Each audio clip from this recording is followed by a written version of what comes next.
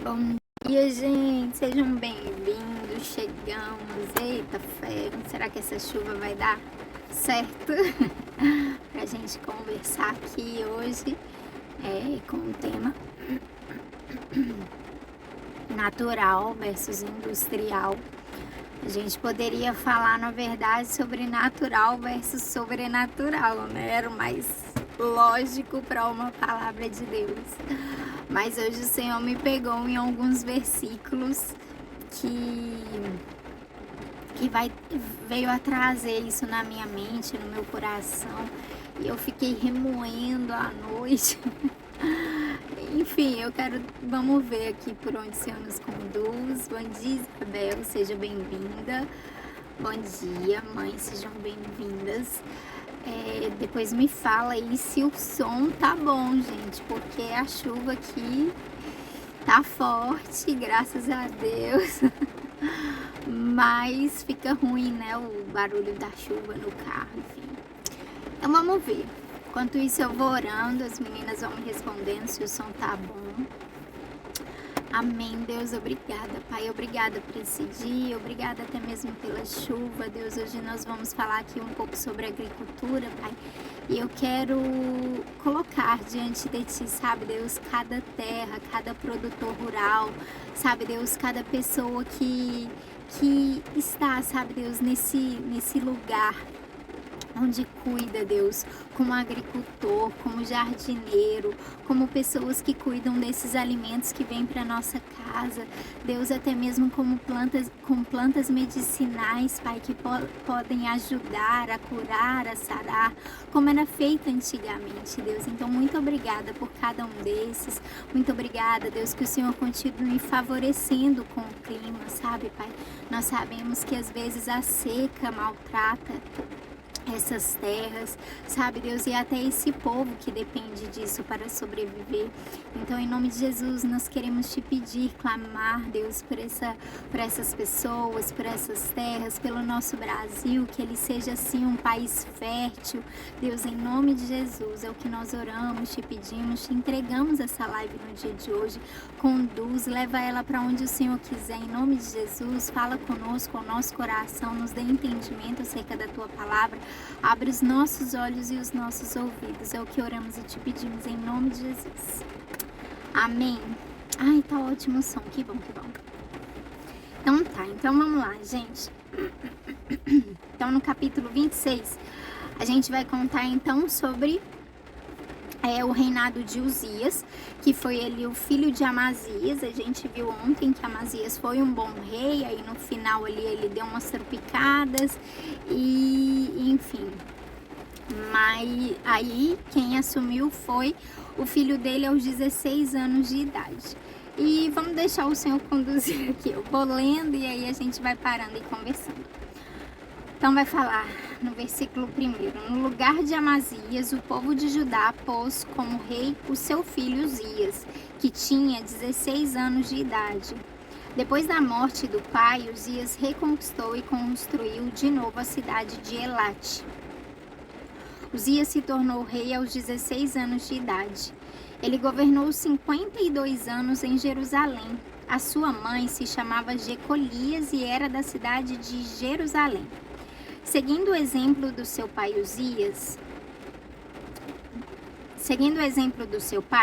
Uzias fez aquilo que agrada a Deus o Senhor.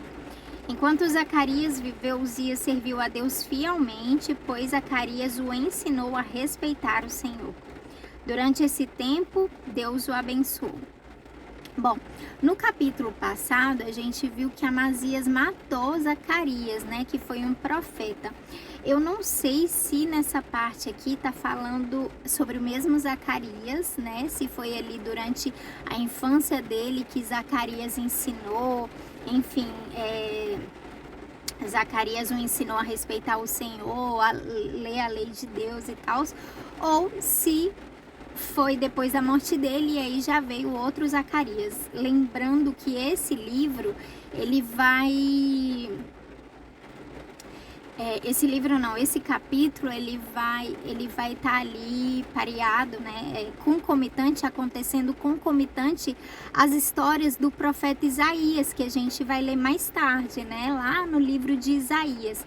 Mas aqui o profeta Isaías já estava ali, né, tanto que ele que escreve a história de Uzias também, e aí eu não sei se também o profeta Zacarias. Eu tô dormindo na casa da minha amiga esses dias, então eu não tive como ver na Bíblia cronológica se é sobre esse profeta Zacarias que a gente está falando aqui. Mas o importante é isso, que Zacarias teve ali o ensinando e ele respeitou muito o Senhor. Então, no versículo 6 vai continuar dizendo que Uzias fez guerra contra os filisteus e derrubou as muralhas das cidades de Gate, de Jâmnia e de Asdod. Depois construiu cidades protegidas por muralhas perto de Asdod e em outros lugares da região dos filisteus. Deus o ajudou a derrotar os filisteus, os árabes que moravam em Gurbaal e os meunitas. O poder de Uzias aumentou e a sua fama se espalhou até o Egito. E os amonitas lhe pagavam impostos. A fim de tomar mais forte as muralhas de Jerusalém, Uzias construiu torres no portão da esquina, no portão do vale e no lugar onde a muralha faz esquina. Construiu também torres de vigia nos campos e abriu uma porção de poços, pois tinha muito gado, tanto nas planícies como nos planaltos de Judá. Tinha também homens trabalhando nas plantações de uvas e nas hortas das regiões montanhosas e nos campos férteis, pois se interessava pela agricultura. Uzias tinha um exército de homens prontos para a guerra. Eles marchavam para a batalha em grupos organizados, de acordo com as listas que estavam aos cuidados do escrivão Jeiel e do oficial Maazéias. O chefe desses dois homens era Ananias, um dos generais do rei. O exército era comandado por 2.600 chefes de famílias, todos eles soldados valentes. Eles comandavam um exército poderoso de 307.500 soldados que estava à disposição do rei nas suas lutas contra os seus inimigos. Uzias armou os seus soldados com escudos, lanças, capacetes, couraças, arcos e flechas e fundas para atirar pedras. Em Jerusalém, os seus engenheiros construíram máquinas de guerras que eram postas nas torres e nas esquinas das muralhas, a fim de atirarem flechas e pedras grandes. A fama de Uzias se espalhou por toda parte e ele se tornou muito poderoso, pois Deus o ajudava. Ainda tem mais, mas eu quero parar aqui, porque nesses 2 versículos, se liguem, vai falar lá no versículo 10 que tinha também homens trabalhando nas plantações de uvas e nas hortas das regiões montanhosas e nos campos férteis, pois ele se interessava pela agricultura. Mas em outras versões, na Almeida Atualizada e na Strong que eu leio, vai falar, gente, que ele era amigo da agricultura. E eu falei, uau, cara, uau! E aí tá. E aí mais à frente a gente continua lendo e vai se deparar ali com ele ferramentando os seus soldados. Vai dizer ali que ele tinha uns 300 e tanto homens, 307, se eu não me engano, homens de guerra ali. E ele armou eles todos de capacete, lanças, escudos, nananã. E aí, beleza, escudos, capacetes, couraças, arcos e flechas. E aí no versículo 15 vai falar: em Jerusalém, os seus engenheiros construíram máquinas de guerra que eram postas nas torres e nas esquinas das muralhas, a fim de atirarem flechas e pedras grandes. Em outras versões vai falar que ele então desenvolveu ali máquinas de guerra, máquinas mesmo, para atirarem pedras e flechas. Ou seja, ao mesmo tempo que ele era amigo da agricultura, ele tinha engenheiros. Naquele tempo a gente já via pessoas construindo máquinas de guerra.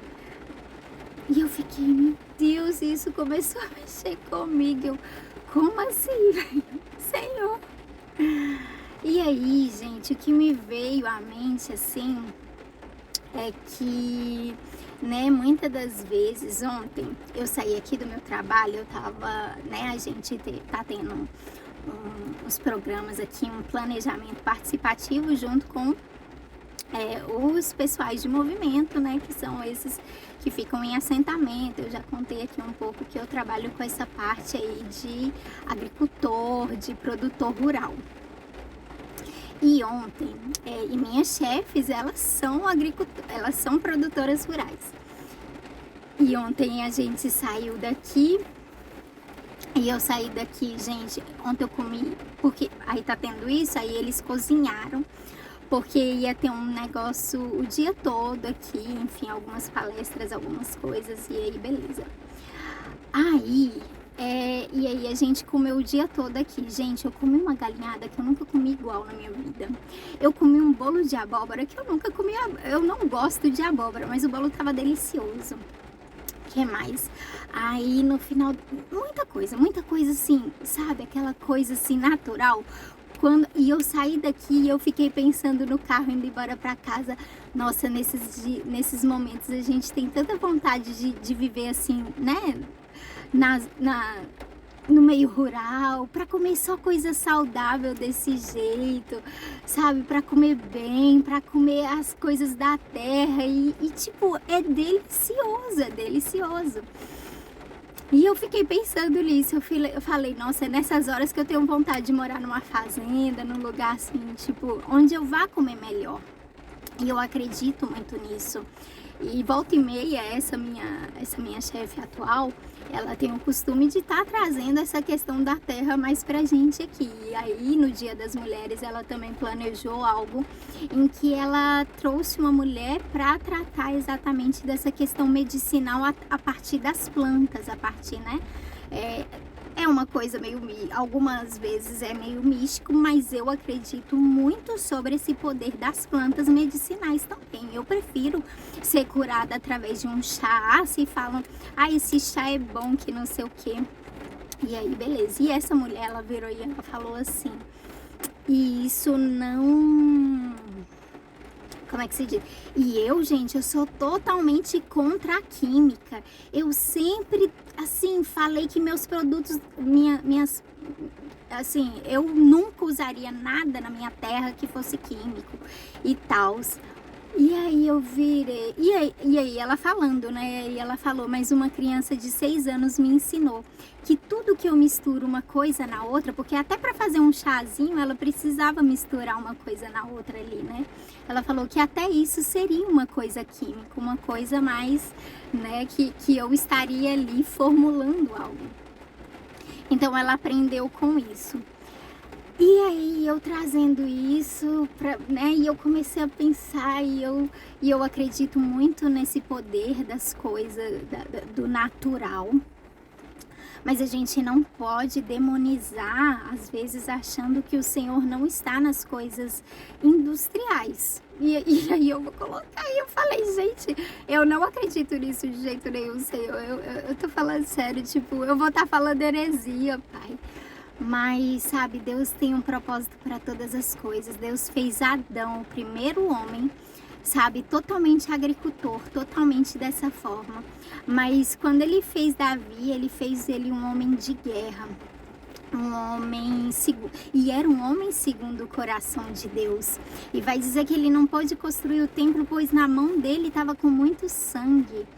Então, sabe, então que a gente possa parar de demonizar, sabe? E entender que todas as coisas, elas convergem, elas cumprem um propósito de Deus. E no momento certo, e aí aqui a gente entra já na próxima parte, em que a gente, assim, claro, tudo tem que ser direcionado pelo Senhor, tem que ser de acordo com o que o Senhor entrega nas suas mãos para você fazer o melhor. Porque às vezes a gente também pode pecar até mesmo usando a agricultura ou usando o natural. Por exemplo, não vou dar exemplos. Porque eu ia falar a coisa que eu, tipo, eu vou falar então, eu vou falar.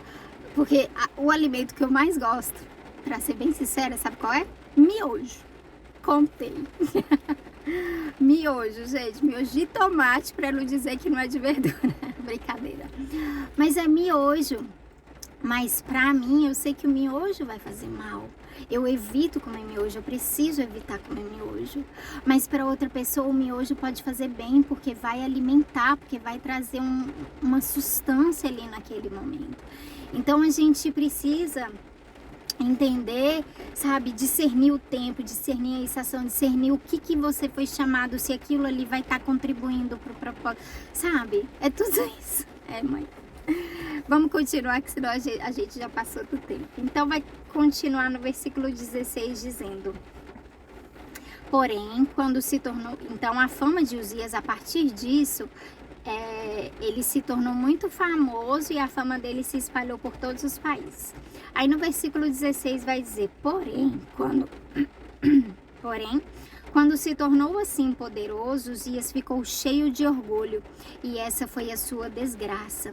Ele pecou contra o Senhor, seu Deus, pois entrou no templo para queimar incenso no altar do incenso.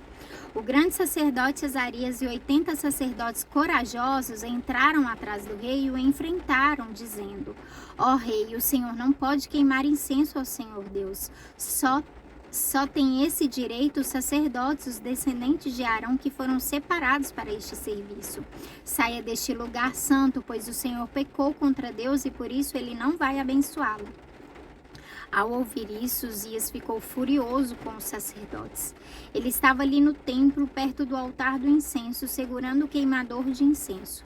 E no momento que ficou furioso, uma doença contagiosa de pele apareceu na sua testa.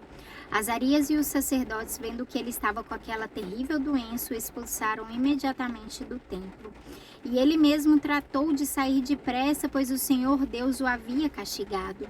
O rei Uzias sofreu dessa doença até morrer, e por ter ficado impuro, ele morava numa casa separada, e ficou proibido de entrar no templo. O seu filho Jotão era quem mandava no palácio e governava o país. Todas as outras coisas que Uzias fez, desde o começo até o fim do seu reinado, foram escritas pelo profeta Isaías, filho de Amós. Uzias morreu e foi sepultado no cemitério dos reis em Jerusalém, mas não nos túmulos dos reis por causa da sua doença. E o seu filho Jotão ficou no lugar dele como rei. Então aqui vai dizer que ele se exaltou tanto, ele começou a se achar poderoso na terra, poderoso na agricultura, poderoso na indústria, poderoso, né? De todas as formas, a ponto dele achar que ele também podia entrar e oferecer incenso a Deus. Ele começou a se colocar ali no patamar de Deus. Cara, eu sou bom em tudo. E aí os sacerdotes entraram, vai dizer que 80 sacerdotes corajosos, eles enfrentaram o rei e falaram que ele não poderia. E mais do que isso, que ele deveria sair dali, e aí ele ficou furioso. No momento que ele, né, ficou furioso, o Senhor o castigou ali com uma doença em que ele morreu com aquilo, teve que viver separado durante todo o restante da sua vida, e o seu filho Jotão assumiu até que ele morreu, ainda separado, e não pôde ser sepultado ali no mesmo túmulo que os reis. Enfim, então é isso. Então que a gente possa pensar um pouquinho sobre isso, tá bem? Correr, gente, 18 minutos, foi mal. Deus abençoe, bom dia.